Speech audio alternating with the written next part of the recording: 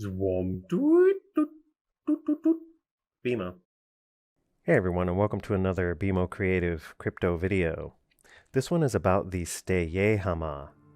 Translated, it means spirit under the cover of the woods, or hidden under the cover of the woods. They are the Stick Shower Indians, or the Stick Indians. In the traditions of many Salish and other Northwest Indian tribes, Stick Indians are extremely dangerous forest dwellers.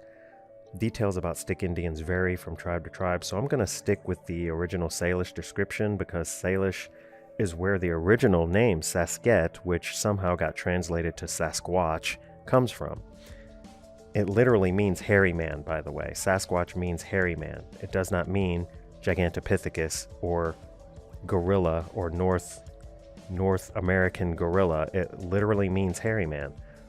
The Salish separate these two tribes, however. The Steyehama and the Sasket, or Sasquatch, are two different races of Bigfoot.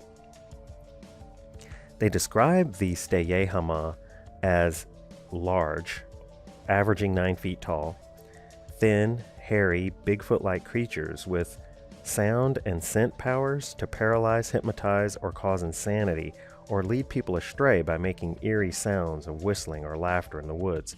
So this is a drawing I did based on the descriptions that I've read of the Steyehama.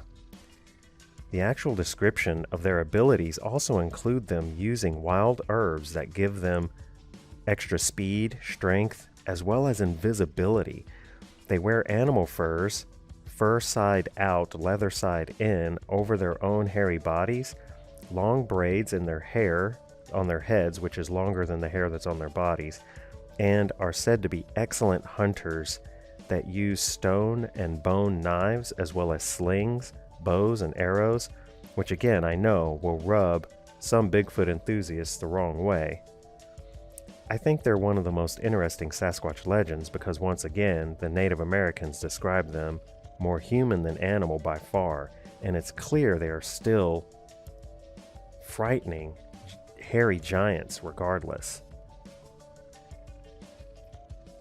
In some stories, Stick Indians kidnap and eat people, so they are cannibalistic, people that fall prey to them, and also take aggressive revenge against those who harm them or disrespect them or trespass in their area, no matter how unintentional it might be.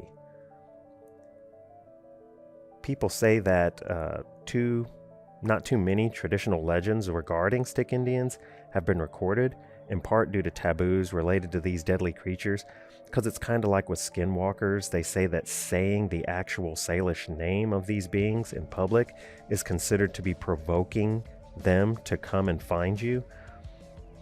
Belief that many native people still adhere to today, by the way, choosing to refer to them in the English title of being a Stick Indian or a Stick Shower.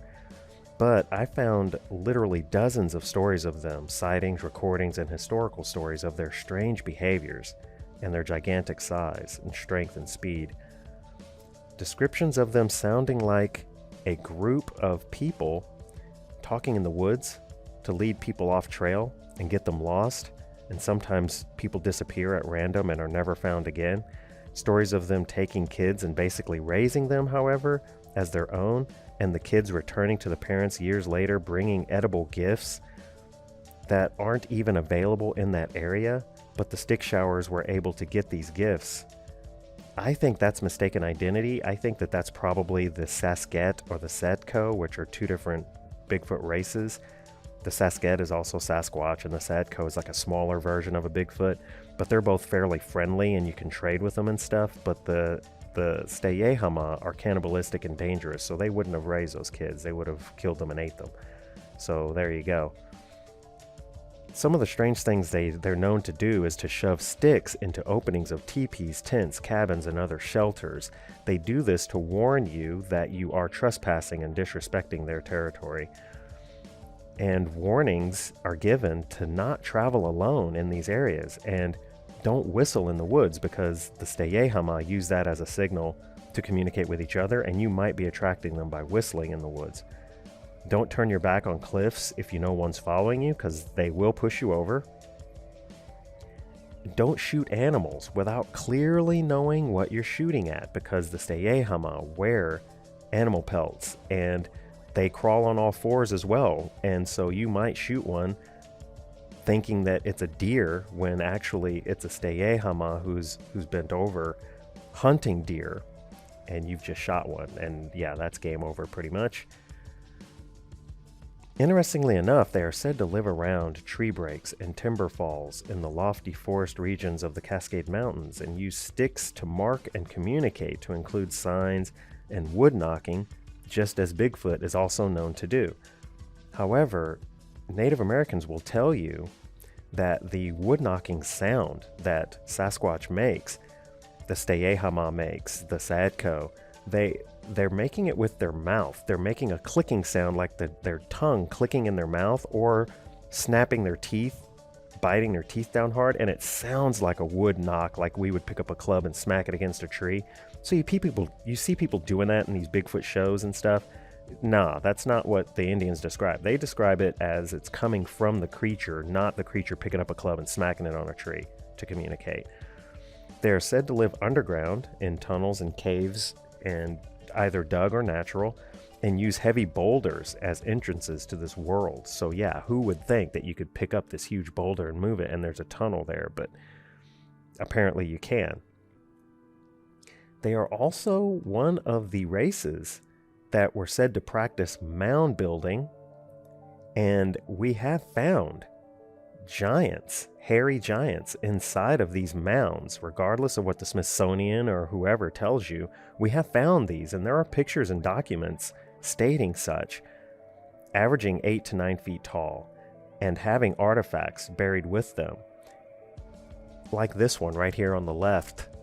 Yeah, and the skull in the middle there is showing a female skull, they said, that has a molten metal that has been melted to her skull to hold her skull together, like skull surgery. So just because they're ancient, again, doesn't mean they're primitive. And over here on the right is all of the sites where we know openly, we know that mounds have contained bodies that we have confiscated and now have quote-unquote disappeared, thanks to the Smithsonian and others. So anyway, there you go. Trying to control true history and make it legend and myth. So that's going to do it for this one, guys. Thanks so much for watching. Please give this video a thumbs up and subscribe to BMO Creative for more crypto videos. We'll see you in the next one. Thanks. Bye.